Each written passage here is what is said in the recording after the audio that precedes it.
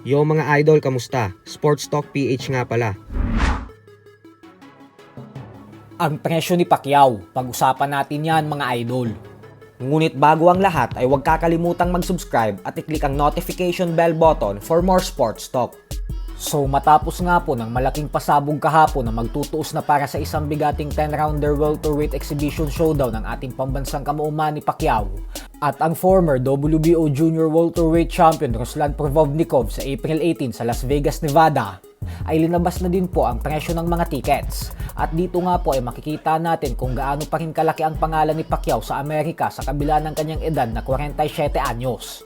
Ito po ay dahil aabot sa $5,400 o mahigit 310,000 pesos ang presyo ng ticket para sa laban na ito. Napakamahal po nito para sa isang exhibition fight. Pero dahil sa laki ng demand ng fans kay Pacquiao kaya inaasahan pa rin na masosold out ang tickets na ito sa gabi ng kanilang sagupaan.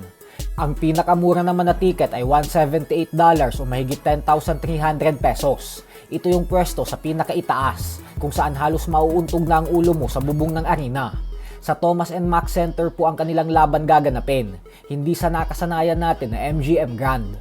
Pero ganun pa man ay hindi naman po ito ang unang pagkakataon na lalaban si Pacquiao sa Thomas & Mack Center at bagkus ito na ang magsisilbing pang-apat na laban niya dito. 2 sa 3 laban niya kontra sa Mexican legend Erik Morales kung saan pareho siyang nagtagumpay ay sa venue na ito ginanap.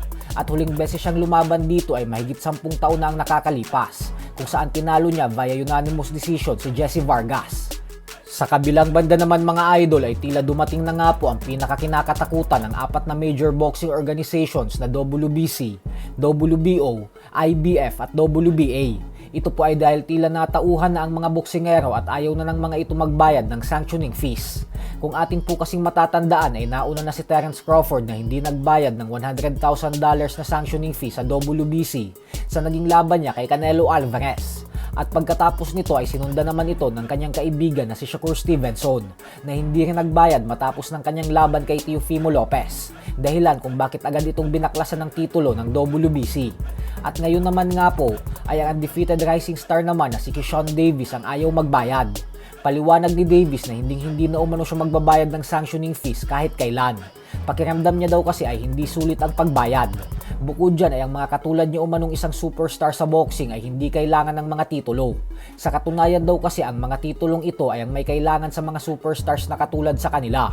Ito na po ang pinakamalaking bangungot ng 4 na major boxing organizations na siyang milyon-milyong dolyares ang kinolekta sa mga boksingero bilang komisyon sa nakalipas na napakadaming dekada.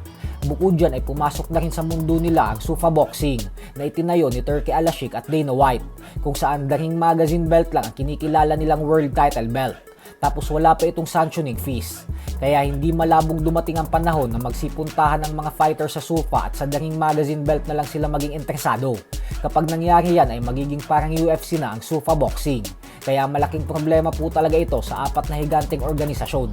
So hanggang dito na lang po muna tayo mga idol.